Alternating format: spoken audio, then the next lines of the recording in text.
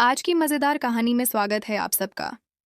एक दिन मेरे पति शाम को काम से आते समय अपने एक दोस्त को भी अपने साथ घर ले आए। उस समय ठंड का मौसम था। उस दिन मैं खाना बना चुकी थी, वह जिसको लेकर आए थे उन्हें मैं पहले से जानती थी। उनका नाम मुकेश था। मेरा पति और मुकेश दोनों हाल में आ गए और वहीं बैठ गए। मैंने दोनों के लिए चाय लेकर आया। दोनों ने चाय पिया और वह दोनों बातें करने लगे। फिर 1 घंटे के बाद मेरा पति बोला, सोना, आज मुकेश घर पर ही रुकेगा, तुम खाना लेकर आ जाओ। मैं बोली, ठीक है जी। और हाँ दोस्तों, मैं अपना नाम बताना तो भूल ही गई। मेरा नाम शिवानी है, जो कि मैं बिल्कुल करीना जैसे लगती हूँ। मैं खाना लेकर आई। हाल में फिर वह दोनों खाने लगे। मैं उन दोनों के साथ ही बैठी गई। दीपक जी कुछ कंपनी की बात करने लगे और कुछ समय बाद वह लोग खाना खा लिए। उसके बाद मेरा पति ने मुझे ड्रिंक लाने को कहा। मैं बोली, ठीक है जी। और फिर दोबारा मेरा पति बोला, सुनो, साथ ही ताश की गद्दी भी लाना। फिर मैं लेकर आई। दोबारा फिर से मेरा पति बोला, जाओ एक कंबल भी लेकर आओ और यहाँ नीचे बिछा दो। मैं नीचे फर्श पर कंबल फैला दी। अब उन दोनों का गेम शुरू हो गई, ताश वाली। और मेरा पति जैसे जैसे नशे में होता गया तो वह दोनों कुछ भी दांव लगाने की बात करने लगे। मुकेश ने धीरे से मेरी ओर इशारा करते हुए बोला। मैं भी वहीं पर थी और कुछ देर तक मैं चुप रही। फिर मैंने दीपक को एक तरफ बुलाकर समझाया कि मैं यहाँ नहीं कर पाऊंगी। वह बोले, ऐसा कुछ नहीं होगा, मैं उसे जितने ही नहीं दूंगा। दीपक और मुकेश जी का पहले राउंड का ताज शुरू हुआ। दीपक ने पत्ते बांटने लगे और देखते ही देखते गेम शुरू हो गया। मैं उसे वक्त बहुत ही घबराई हुई थी, क्योंकि उस वक्त मेरी इज्जत दाव पर लगी हुई थी। कुछ देर तक वह ऐसे ही गेम चलता रहा और मैं दीपक के साथ साइड में बैठ गई। और दीपक खेलते खेलते पहला राउंड जीत ली और मेरी सांस में सांस आई और मुझे लगा कि चलो मैं बच गई।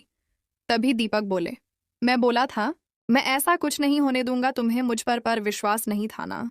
अरे मैं इस खेल का बहुत ही पुराना प्लेयर हूं। तभी ये बात सुनकर मुकेश बोले, अच्छा दीपू, ऐसी बात है तो ठीक है, चलो एक बार और फिर खेलते हैं।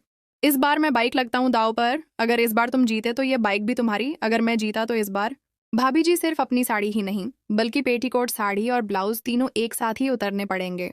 मैं मुकेश की यह बात सुनकर बहुत ही डर गई और मैं समझ गई थी कि वह अपनी हार को वापस जीतने के लिए गेम नहीं खेल रहे थे। मुझे साफ साफ दिखाई दे रहा था कि वह मुझे बिना पोशाक में देखना चाहते थे और वह मुझे दबाना चाहते थे और उनकी आंखों में मेरे लिए एक हवास दिखाई दे रही थी। मुकेश जी कंबल पर बैठे बैठे धीरे धीरे मुस्कुरा रहे थे, लेकिन मेरे पति को दिखाई नहीं दे रहा था। उन्हें सिर्फ मुकेश की बाइक दिखाई दे रही थी। फिर पति ने बोला, ठीक है मुकेश, मैं राजी हूं। मैंने दीपक को रोकने की बहुत ही कोशिश की, मगर दीपक नहीं रुका और उन दोनों ने खेलना शुरू किया। मैंने उन दोनों की दूसरी ड्रिंक पैक बना दिए। इस बार मुझे और बहुत घबराहट हो रही थी कि अगर मेरे पति नहीं जीते तो मुझे उतारना पड़ेगा। खेल लगभग से 20 मिनट तक चलता रहा और अचानक मुकेश के चेहरे पर एक हल्की मुस्कान आई और उन्होंने अपने पत्ते दिखाए। उनके पत्ते इस बार बन चुके थे और मैं दिमाग से एकदम रुक चुकी थी और मेरी धड़कन बहुत तेज धड़क रही थी। दीपक का चेहरा भी उतार चुका था। दीपक हार चुके थे और मुकेश जी खेल जीत गए थे। मुझे अब पता चल गया था कि मुझे अपने क्लोथ्स उतारने पड़ेंगे। फिर मुकेश ने मेरी तरफ मुस्कुराकर देखा और बोला, भाभी जी, आप अपना काम अब शुरू करो। मैं अपने पति को ही देख रही थी और अपने मन में सोच रही थी कि क्या किया जाए। दीपक ने धीरे से आंखों का इशारा किया कि उतार दो। मैं बहुत ही हिम्मत करके खड़ी हुई। दीपक और मुकेश जी मेरे सामने ही बैठे हुए थे। मैंने अपनी साड़ी का एक पल्लू बहुत ही शर्माते हुए नीचे गिराया और फिर धीरे धीरे मैंने अपनी साड़ी भी उतार दी। मैं अब ब्लाउज और पेटीकोट में थी राजेश जी की। अब वासना में आंखें फटी जा रही थीं और वह मुझे देखने के लिए बेताब थे। तभी मुझे अचानक ध्यान आया कि मैंने पेटीकोट के नीचे तो पेंटी ही नहीं पहनी है। अगर मैं पेटीकोट उतार दूंगी तो मैं नंगी हो जाऊंगी, इसलिए मैं अपने कमरे में ऊपर जाने लगी। तभी मुझे मुकेश जी ने रोका और पूछा, भाभी जी, आप कहाँ जा रही हो? पहले आप अपना काम तो पूरा कर लो। फिर मैंने कहा, मैं 2 मिनट में आ रही हूँ। फिर से मुकेश ने मुझे रोका और पूछा, क्या हुआ? आप कमरे क्यों जा रही हो? मैंने धीरे से उसके कान में बोला, मैंने नीचे पेंटी नहीं पहनी है, पेटीकोट के अंदर मैं नंगी हूँ, इसके लिए कमरे में जा रही हूँ। वह बोले, ठीक है आप जाओ। मैं कमरे में आ गई और मैं दोबारा से नीचे आ रही थी और मुझे बहुत ही शर्म भी आ रही थी कि मुझे मेरे पति के कारण से नंगी होना पड़ेगा, वह भी मुकेश के सामने। फिर मैं नीचे आ गई दीपक ने मुझे और आंखों से इशारा करते हुए पूछा। पेंटी पहन ली ना?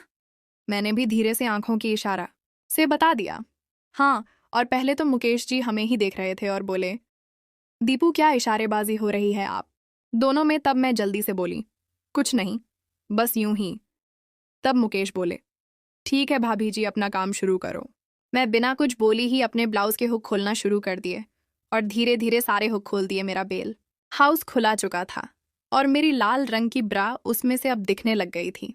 मैंने अपना ब्लाउज उतारकर बेंच पर रख दिया और फिर मैंने अपनी पेटीकोट की डोरी पकड़ी और उसे भी खींच दिया। पेटीकोट भी नीचे जमीन पर गिर गया। मैं सिर्फ ब्रा पेंटी में रह गई। मुझे अब खुद पर शर्म सी आ रही थी।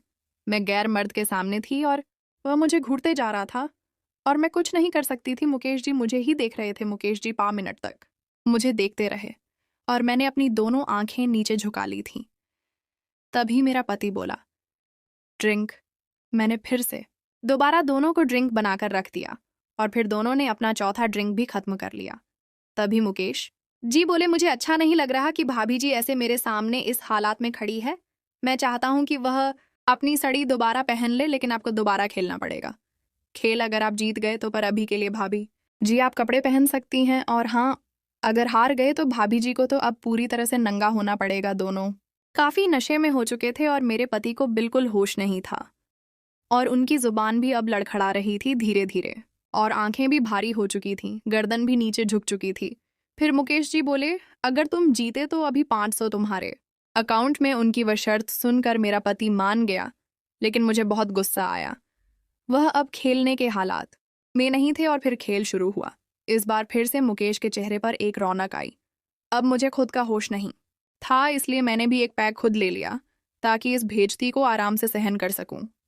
खेल चलता रहा और तकरीबन 15 मिनट तक खेल चलने के बाद दोबारा फिर मुकेश जी गेम जीत गए और अब वह बोले, मैं जीत गया हूं। यह सुनकर मेरी तो होश ही उड़ गई। मुकेश जी जोर से हंसने लगे और बोले, भाभी आप सारे कपड़े भी उतार दो, आप अपने फील्ड का दर्शन करवा दो।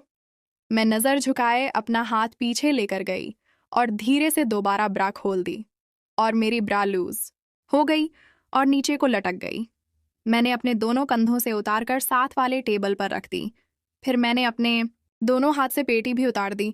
अब इस वक्त मैं अपने पति के कारण से गैर मर्द के सामने बिल्कुल नंगी खड़ी थी। मेरे बदन पर एक भी ब्रा नहीं थी, शीशे की तरह बदन पूरा चमक रहा था। मुकेश जी मेरी चिड़िया की तरफ इशारा करते हुए बोला, भाभी ये क्या चीज़ होती है?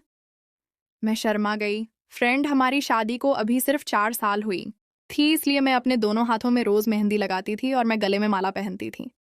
उस दिन मैं ब्राउन कलर की लिपस्टिक लगाई थी और मेरे होंठ रसीले हो गए थे। मैंने उस दिन पूरा मेकअप किया हुआ था और मेरी चिड़िया में जो एक पहल थी वह तो मेरे बदन को और त्रासन हुआ। फिर 5वां ड्रिंक ले लिया और खेल फिर से शुरू कर दिया। इस बार दीपक उल्टी सीधी चालें चल रहे थे। मुझे अब डर लगने लगा, मेरे पर काम खत्म हो जाएगा। गेम खेलते खेलते मेरे पति नशे में सो गए। मुकेश ने बोला, भाभी दीपक तो सो गया, अब आप इस गेम को पूरा करिए। मैं धीरे से बोली, मुझे नहीं पता खेलने का तो। मुकेश जी धीरे से बोले, ठीक है, फिर हम दोनों चलते हैं बेडरूम में, मैं वहां आपको सिखा दूंगा। अब मैं मुकेश जी का हाव भाव समझ गई थी। फिर मुकेश जी मुस्कुराने लगे और मेरा चेहरा उतरा जा रहा था। अब बिल्कुल मुझे पता चल गया था कि मेरी पिच की खुदाई होने वाली है, जोरदार वाली, वह भी एक पराये मर्द से, और मेरा पति बिल्कुल गहरी नींद में सोए गए थे। मुकेश जी उठकर मेरे पास आए और बोले, चले। कमरे में मेरी सर नीचे झुका हुआ था। उन्होंने मेरा हाथ पकड़ा और मुझे खड़ा किया, फिर मेरे सर पर हाथ रखा और मेरा चेहरा ऊपर की ओर उठाया और बोले, चले हम दोनों। मैं बहुत ही डरी हुई थी। अब हम दोनों बेडरूम में जाने लगे। तभी मुकेश जी ने मेरी जुल्फों को मेरी कमर के पीछे किया और मेरा हाथ पकड़कर मुझे रूम में ले जाने लगे और मेरे सारे कपड़े नीचे हल रूम में ही पड़े हुए थे। मुकेश ने मेरा हाथ पकड़कर मुझे वैसे ही हालात में मेरे बेडरूम तक ले आए। हम दोनों मेरे बेडरूम में आ गए। हमारे बेडरूम में आते ही उनका विकेट खड़ा हो गया और मैं भयानक खिलाड़ी के पास खड़ी थी और धीरे से मुकेश ने डोर ठहरा दिया। उस समय रात के लगभग 1 बजाने वाला थे। फिर मुकेश जी मुझे बेड की ओर ले जाने लगे। हम दोनों बेड के पास आ गए। हम दोनों में सिर्फ 1 से 3 इंच का फैसला होगा। अब हम दोनों की निगाहें एक दूसरे के साथ टकरा रही थीं। वे मेरे बालों को दोबारा से मेरी कमर के पीछे किया और बोले, मेरी आंखों में देखो। मुकेश जी ने मुझे बोला। फिर पता नहीं क्या हुआ, दोबारा बोले, भाभी तुम आराम करो, मैं जाता हूँ। और वे उठकर जाने लगे और वह दरवाजे के पास पहुंचे ही थे, मुझे न जाने क्या हुआ। मैं बेड से उठ उनकी पीठ से लिपट गई। अब मैं खोने जा रही थी। मुकेश जी बोले, भाभी ये सब गलत है, आपके साथ मैं मैच नहीं खेल सकता। फिर मैं मुकेश जी से बोली, गलत मेरे साथ? तब हो रहा था जब मुझे मेरे पति खेल रहे थे और आप भी उसमें मौजूद थे, मगर अब मैं खुद चाहती हूँ कि आप मेरे फील्ड में खेले और मेरे पिघलते हुए ओवन को आप छोड़कर जा रहे हो। 6 महीनों से चर्म सुख के लिए मैं तड़प रही हूँ, वह मुझे आप दे, क्योंकि दीपक मुझे मेरे चर्म सुख तक नहीं दे पाते। गलत है या सही, हम दोनों ये बात किसी को नहीं बताएंगे, ये बात हम दोनों के बीच में ही रहेगी। आप एक नौजवान मर्द हो, एक दूसरे की जरूर को पूरा करना हमारा फर्ज है। मैंने उनका हाथ पकड़कर अपनी फील्ड पर रख दिया। मुकेश जी ने मुस्कुराते हुए मुझे अपनी बाहों में उठा लिया और बेड पर ले जाकर पटक दिया और बोले, भाभी जी आपका फिगर 1 नंबर का है, आज तो आपको फील्ड में बड़ा घोड़ा रेसिंग करेगा। फिर पूरी रात मुकेश जी ने हर पोजीशन में अपने घोड़े से रेसिंग किया और मेरे पतिदेव जी बाहर ही सो रहे थे। दोस्तों, अगर यहाँ तक आपने कहानी सुन ली तो वीडियो को लाइक और हमारे चैनल को सब्सक्राइब करें। अगली कहानी और भी मज़ेदार होने वाली है, तब तक के लिए बाय बाय दोस्तों। मिलते